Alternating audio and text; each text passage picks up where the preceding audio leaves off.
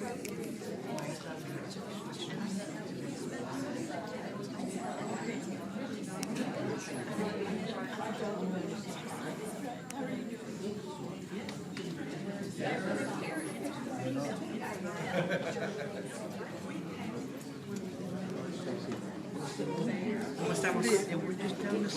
Good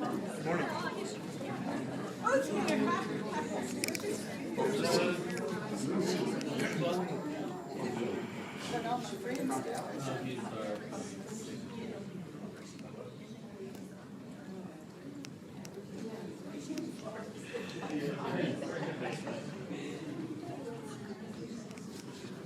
Good morning, everyone.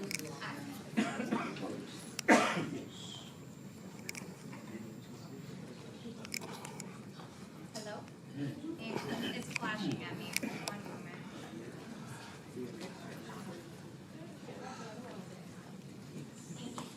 Oh, I think we're good. It's all good now. Good morning, everyone. My name is Jessica Adams. I am the archivist at the Dallas Jewish Historical Society, and I have had the pleasure of helping with the planning and implementation of this marker for the last several weeks, and working with our committee, which included members of DMAL, which is, if you're unfamiliar, the Dallas Mexican American Historical League, as well as the Mexican First Baptist Church, also known as Primera Iglesia Bautista. And we're all really excited. You're going to be learning over the next hour all of the hard work and dedication that went into making this marker possible, and all of the major players involved. So I just wanted to welcome everyone and say good morning, and also welcome Carlos Munguia, Regional Director of Amity Bank, who very graciously allowed us to use this space today, and who also has a connection to the community. Thank you. Hey, good morning, everybody. It's a beautiful day, great day to have a ceremony. I wanted to first welcome you on behalf of Amity Bank. This is something very important to us, and we're honored that we got to be involved. I also wanted to share with you just very quickly of my connection. I was actually born and raised in Dallas, and about 3 or 4 years ago, I was clearing out my mother's safe deposit box. So she passed, and it's interesting what your parents keep, and it was really put in a box like that. And so I came across my birth certificate, and then came across my baptism certificate, and looked at it, and something caught my eye, and it was the address of the church, and it was here. And I was like, oh my gosh, life comes full circle. And so I brought it back here, and I showed it to others that work with me, and they were like, oh my God, that gives me goosebumps. That's just really unusual. But so today is kind of special for me too, just to know that Our Lady of Guadalupe was in there. Albert Gonzalez was nice enough to share a rendering with us that involved this property. The church is on there, the school, the girls' school, and all that. And we took the opportunity to have that framed. It's in what we call our vault, which is like a nice conference room for us. And so it's framed in there, and I've also framed my baptism certificate next to it, just to share that story and to kind of spread the culture a little bit more. So anyway, but back on today, I wanted to just thank you all for being here, and we're honored to be part of this. So looking forward to the rest of the festivities. Thank you.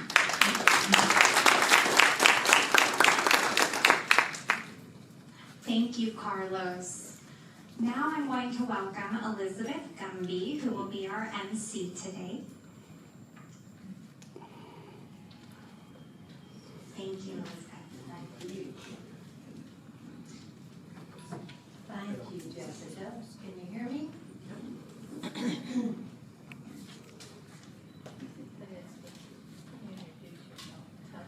I am Elizabeth Gumby, and I am the chair of the Dallas County Historical Commission, whose primary responsibility is for facilitating state historic markers. We work with the Texas Historical Commission.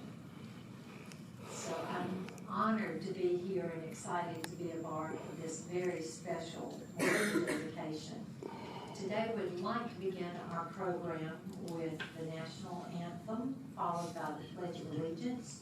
The national anthem will be sung by Hector Rodriguez and Eddie Garcia, head of the local Jewish War Veterans Post 256, will lead us in the Pledge of Allegiance.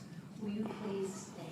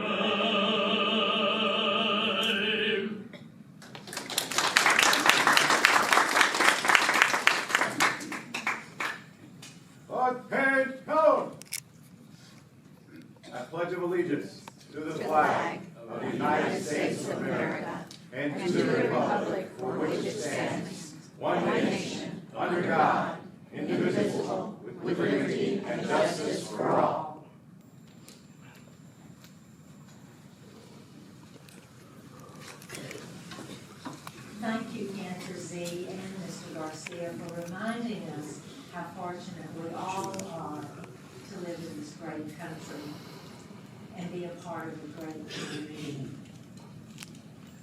And now I would ask for all of us to pause for a moment of silence as we pray, each in our own way, for world peace, and as we mourn for all who have lost their lives in global conflicts.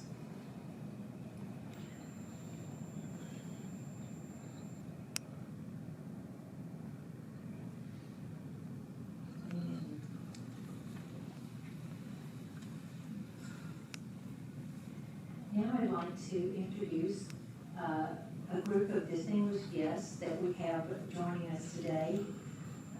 First, the Honorable John Wally Price, Commissioner of District 3, where we are located. Unfortunately, had a change in his schedule, but could not join us. But we have council members Paul Ridley of District 14 and Jesse Moreno of District 2, the Consul General of Mexico, Francisco de la Torre, Dr. Catalina Garcia, Dallas College Board of Trustees. And I must say, because I have a medical connection, she is a very respected retired anesthesiologist. And Dr. Elba Garcia is represented by her Chief of Staff, Brooks Love. Thank you all.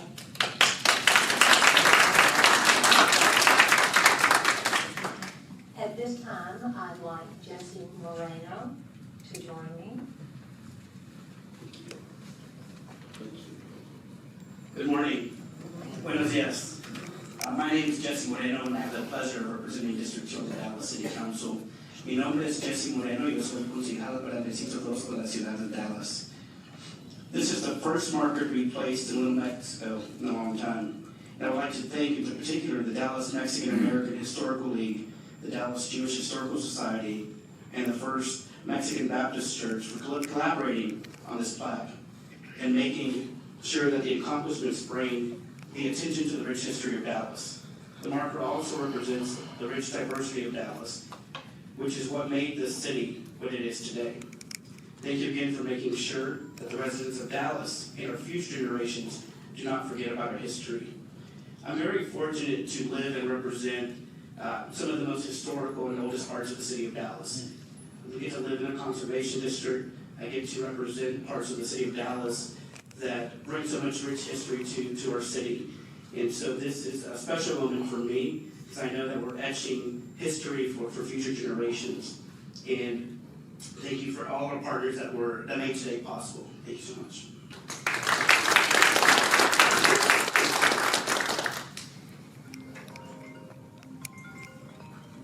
And now, I would like to introduce David Preziosi, the Executive Director of the Texas Historical Foundation. David was the Executive Director of Preservation Dallas when this marker was granted and played a large role in helping make this happen.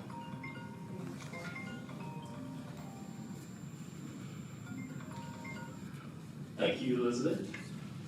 I'm so pleased to be here today to celebrate the dedication of this State of Texas historic marker, which has been 5 years in the making. This marker was really the vision of 3 groups: the Dallas Mexican American Historical League, or DMAL, the Dallas Jewish Historical Society, and the First Mexican Baptist Church. And this was done to recognize a part of the history of Dallas that has been lost to time. It is unique that these 3 organizations came together and applied for this marker to tell the history, beginning more than a century ago, of the same area of Dallas. The marker was actually approved in 2018 and faced a variety of delays, including a marker foundry that went out of business, redevelopment of the site where the marker was originally to be placed, and COVID. And then when the marker was finally ready for delivery, it came again during COVID, and there was no place to install it. I was the executive director at Preservation Dallas at the time, and I said, sure, let's go ahead and you can store it in the Wilson House. Well, little did I know that it would be almost 3 years later before the marker left the Wilson House to be installed in its permanent location. So the marker has now been installed at Harry Hines Triangle Park, which is about 0.3 miles from the original site of the church at 2211 Alamo Street, which was between where the El Phoenix Downtown Restaurant is located and the Perot Museum. And Alamo Street today is now called Miguel Martinez Way. This marker is a subject marker, which is about uncovering history and recognizes the structure that no longer exists.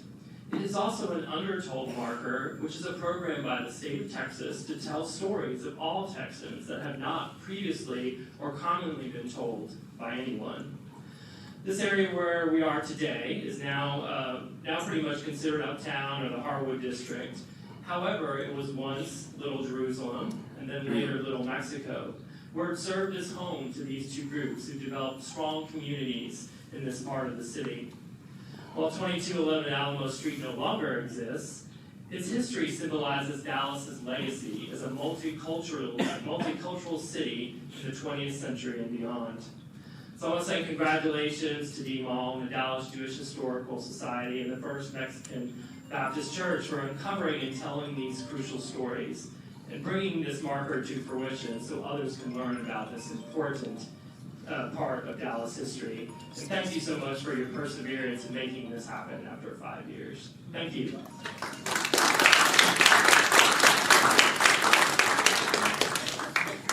you very much, David.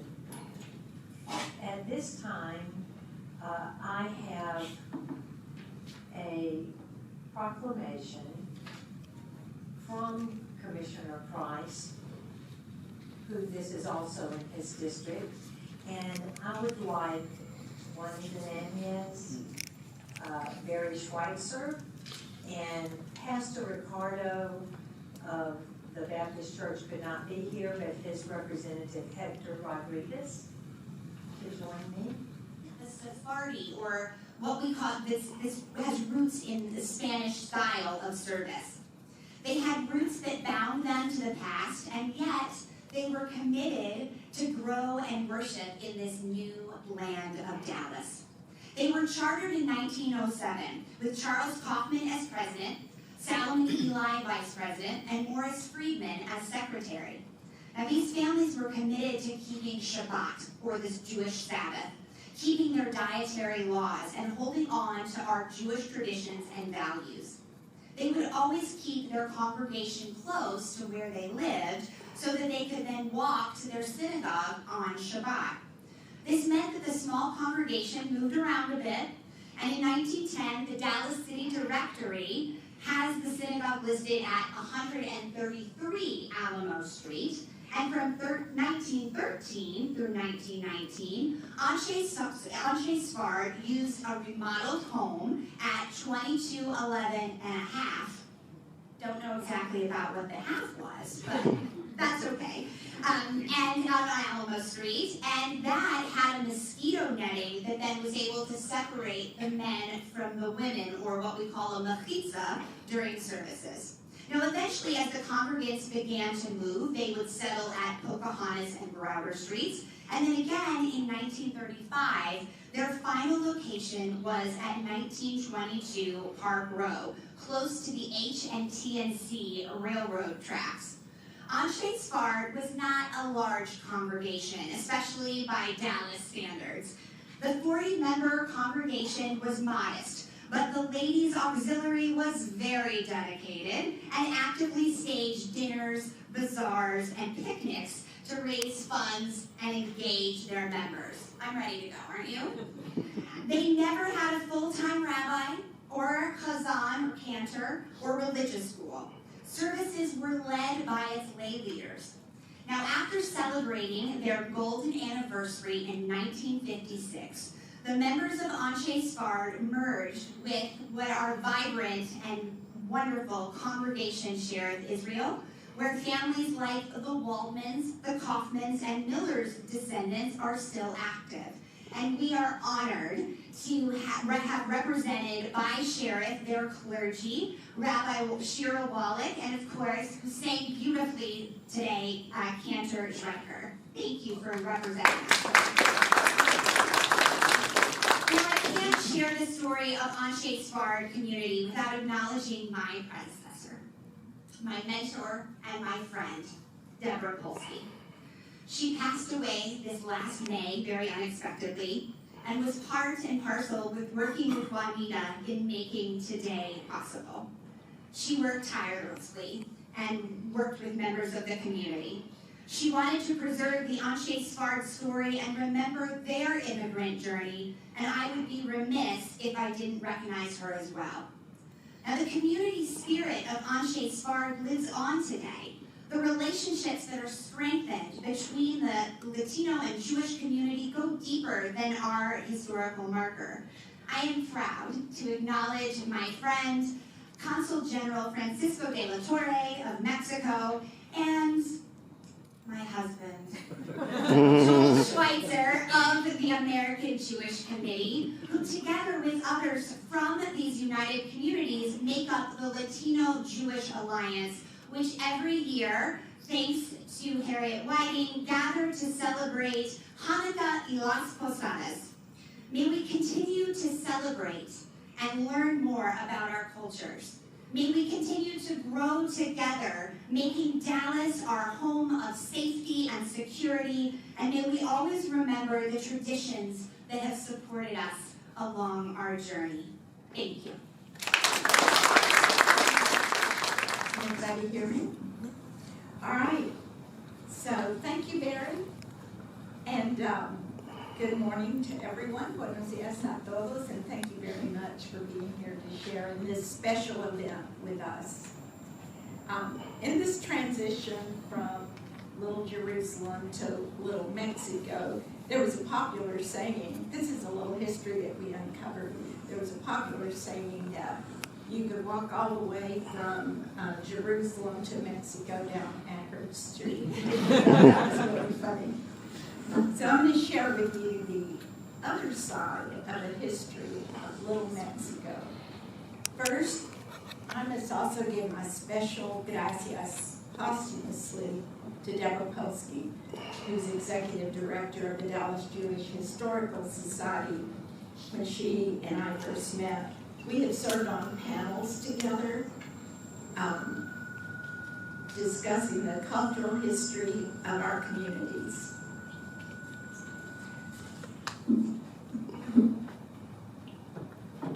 Thank you. We had served on panels together, discussing the cultural history of our communities, and we had worked together on the 2014 Hyde Park exhibit at the Latino Cultural Center. We enjoyed sharing stories of our communities and all the similarities, and became fast friends. I had lunch with her and with Elizabeth Gumby a couple of weeks before Deborah passed away, as Barry said, suddenly and unexpectedly. And at that luncheon, she gave her approval of the Harry Hines Triangle Park for our special marker. She was an amazing person who gave so much to so many and knew the history of the Jewish community inside out. Harry Hines Triangle Park. It's a small patch of grass in the middle of towering buildings.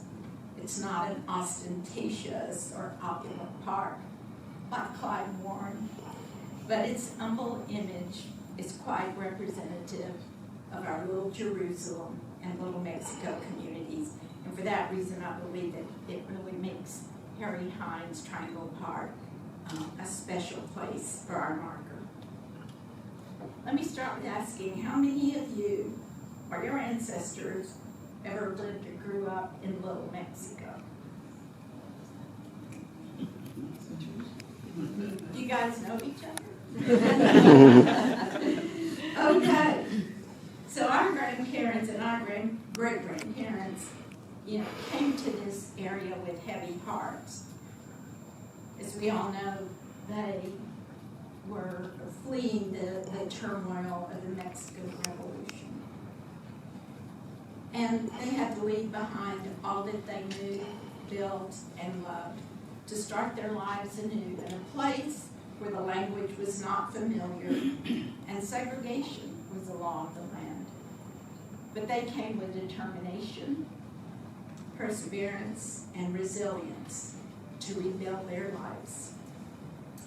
When they began their journey, the borders were wide open because workers were needed, railroads needed to be built, and the economy was changing from an agricultural economy to manufacturing.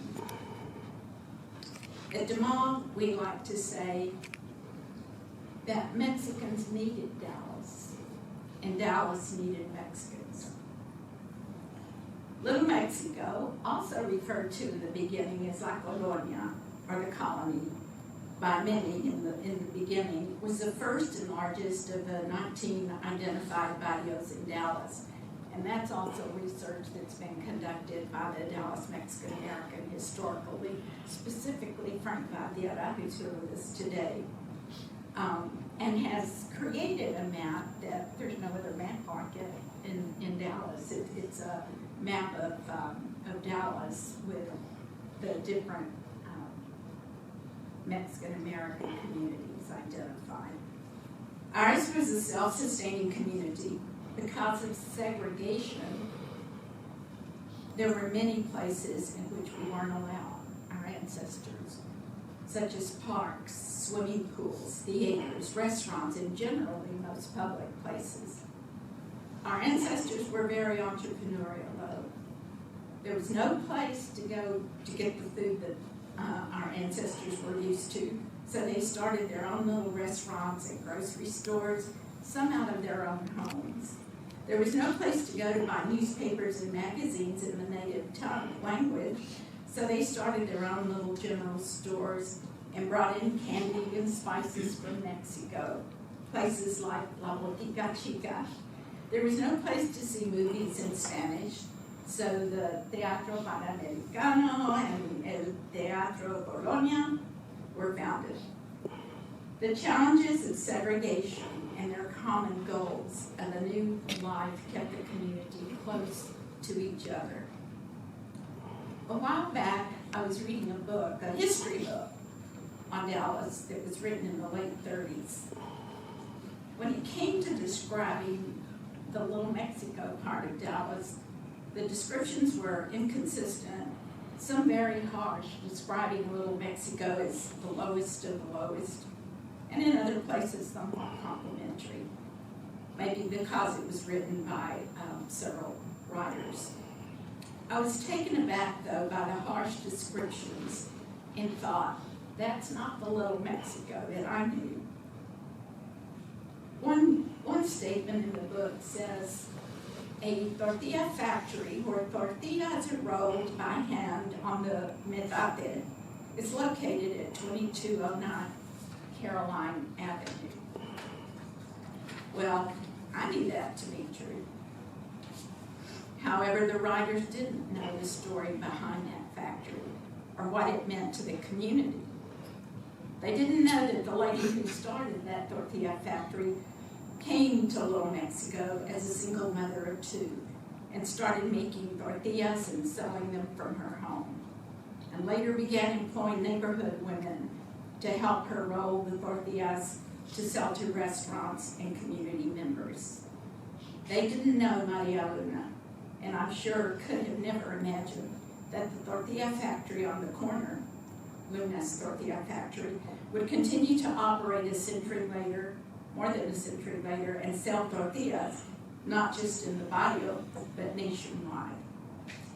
They didn't know the Maria Luna, who gave generously to other women in their times of need, or her family's contributions to Dallas, to the Dallas community, that her descendants continue till today because of the role model that she was. For years, I have strongly supported Children's Hospital and conducted fundraisers for them. The writers go on to describe the El Phoenix restaurant at 1608 McKinney, but they did not know the Martinez family and their dreams and the values Miguel Martinez instilled in his family and the contributions he and his descendants made and would make to Dallas. They didn't know the 14-year-old little girl who lived on Pearl Street, who went door to door petitioning neighbors to sign a petition to pave her street. The little girl who would later become Dallas's first Hispanic city council person. And once in that position, she would spearhead the building of the first medical clinic in West Dallas, Los Barrios Unidos, or add much needed lights to Pike Park. They did not know Anita Nanez. They did not know Juan Hernandez, who owned the Hernandez grocery store, and that during the Depression, he would give neighbors food on credit, knowing that oftentimes he would not get the money back. Nor could the writers have imagined that one of Mr. Hernandez's descendants would become a PhD and chief of staff at UNT Dallas, Dr. Macario Hernandez, who's a member of DeMall. Or the Villasana family, whose values and beliefs in education produced an author and an attorney, Sol Villasana. So, thank you for your book on New Mexico. It's a wonderful reference. They could not have imagined that what they described as a slum would produce a president of downtown Dallas Bank, Carlos Mejia, and the president.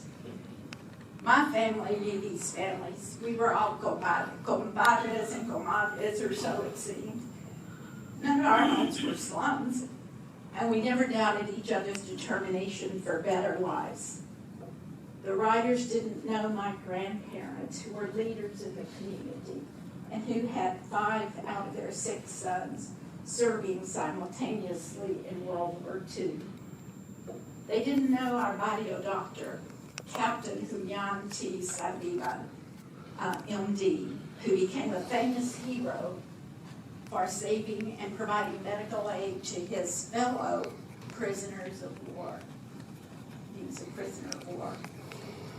One of the lines in the book reads, under the chapter titled, Little Mexico, Outpost for Mañana. Really? That's history. It states women prematurely aged by hard work and much childbearing hold babies in their arms, while they gossip volubly in Spanish around the doorways and stoops in their houses. Really? That's history? And don't we wish that where today neighbors don't know neighbors, that women, or anybody, would gossip with each other on our porches? And is it fair to say that women in general work harder today than ever before? I could go on and on with the stories of the wonderful people in Little Mexico and who we really were, but the point that I want to make is that cultural and ethnic history organizations are essential to our true history.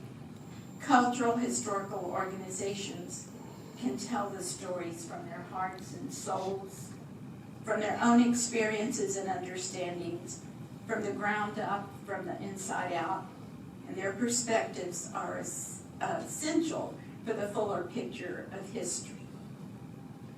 To this day, our families recognize each other's original families and the descendants. If we don't tell our own history, then the history told from the outside in becomes the truth. Think about that. It is important for our descendants to know what's in their DNA and to be proud of their heritage.